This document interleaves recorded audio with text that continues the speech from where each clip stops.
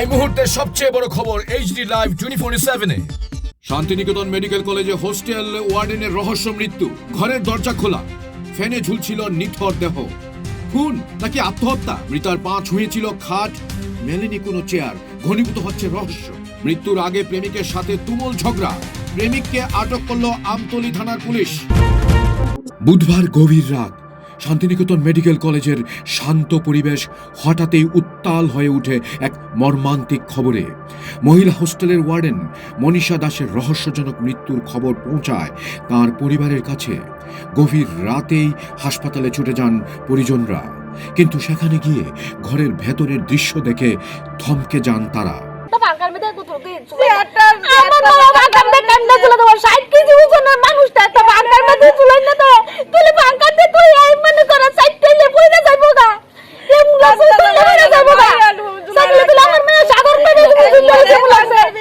মৃতার মায়ের বিস্ফোরক বক্তব্য, রাতেই আমাদের মেডিকেল কলেজ থেকে খবর দেওয়া হয়। আমরা গিয়ে দেখি মনীষার ঘরের দরজা খোলা, ঘরের ফ্যানের মধ্যে ওর দেহটা ঝুলছে। আমার মেয়ের ওজন 60 কেজি, ও কিভাবে ফ্যানে নিজে নিজে ঝুলে রইল? এটা কিছুতেই আত্মহত্যা হতে পারে না।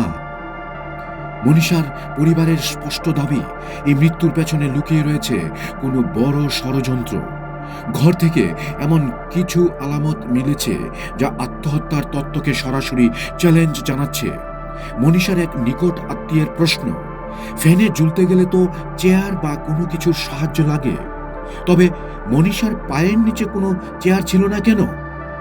আত্মীয়ের বক্তব্য, মনীষাকে পরিকল্পিতভাবে খুন করা হয়েছে।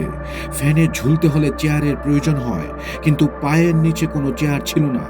ওর পা দুটো খাটের সঙ্গে লাগানো ছিল। এই দৃশ্য থেকেই পরিবার যে মনীষা আত্মহত্যা করেনি, ওকে মেরে ঝুলিয়ে দেওয়া হয়েছে।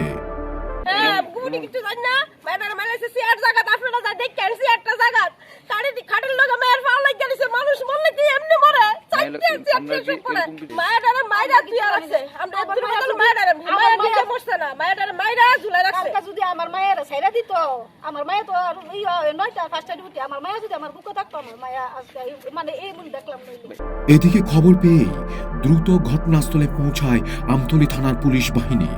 মৃতদেহ উদ্ধার করে ময়নাতদন্তের জন্য পাঠানো হয়েছে।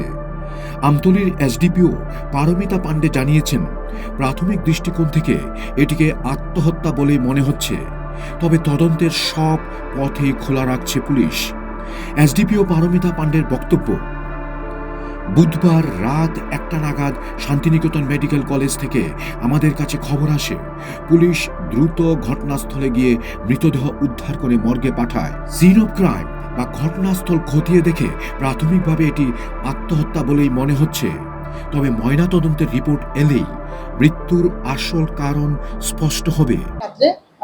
আনুমানিক 1টা নাগাদ আমতলী থানাতে একটা ইনফরমেশন আসে যে শান্তিনিকেতন যে মেডিকেল কলেজটা আছে সেই কলেজেরই একজন মহিলা স্টাফ, সেটা হোস্টেলের রুমে ওনাকে ঝুলন্ত অবস্থায়, ফাঁসিতে ঝুলন্ত অবস্থায় পাওয়া গেছে। তো ইনফরমেশনটা থানাতে আসার সঙ্গে সঙ্গে আমতলী থানার থেকে অফিসার ইনক্লুডিং ওসি আমতলী যে ঘটনাস্থলে ওরা ছুটে যায়। পুলিশ যাওয়ার পরে পুলিশের রিকুইজিশন মূলে ফরেন্সিক টিম, ডগ স্কোয়াড, তারপর এক্সিকিউটিভ ম্যাজিস্ট্রেট ওরাও ঘটনাস্থলে আসে। ঘটনাস্থলে এসে ঘটনাকে ভালোভাবে আমরা প্রাথমিক তদন্ত করা হয়েছে। তো এখন পর্যন্ত প্রাথমিক তদন্তে যেটা আমাদের কাছে, পুলিশের কাছে যেটা এখন পর্যন্ত বোঝা গেছে প্রাথমিকভাবে, এটা একটা সুইসাইডাল কেস হতে পারে। কারণ যে রুমটা, যে রুমের ডেড বডিটা ঝুলন্ত অবস্থায় ছিল, সেই রুমের দরজাটা ভেতর দিক থেকে লাগানো ছিল। পুলিশ সূত্রে খবর, মৃত্যুর ঠিক কিছু সময় আগে মনীষার সাথে তার প্রেমিকের চরম বাকবিতণ্ডা ও ঝগড়া হয়েছিল। এই প্রণয়ের ঝঞ্ঝাটি কি মনীষাকে চরম সিদ্ধান্তের দিকে ঠেলে দিল, নাকি এর পেছনে রয়েছে অন্য কোনো রহস্য? ইতিমধ্যেই জিজ্ঞাসাবাদের জন্য মৃতার প্রেমিককে আটক করেছে পুলিশ। তবে পুলিশের এই তত্ত্বে একেবারেই আস্থা নেই মনীষার পরিবারের। তাদের অভিযোগ, পুলিশ আসল সত্য ধামাচাপা দেওয়ার চেষ্টা করছে। মৃতার পরিবারের অভিযোগ, 60 কেজি ওজনের একটি মেয়ে চেয়ার ছাড়া কিভাবে ফ্যানে ঝুলল, পা কেন খাটে ঠেকেছিল, আর কেনই বা ঘরের দরজা খোলা ছিল? এই একাধিক অনুত্তরিত প্রশ্ন এখন তাড়া করে বেড়াচ্ছে শান্তিনিকেতন মেডিকেল কলেজকে। ময়নাতদন্তের রিপোর্টে কি পারবে এই রহস্যের জট খুলতে, নাকি অন্ধকারের আড়ালেই থেকে যাবে মনীষার মৃত্যুর আসল সত্যিটা? তা অবশ্য সময়েই বলবে। Bureau report, AGT Live 2047।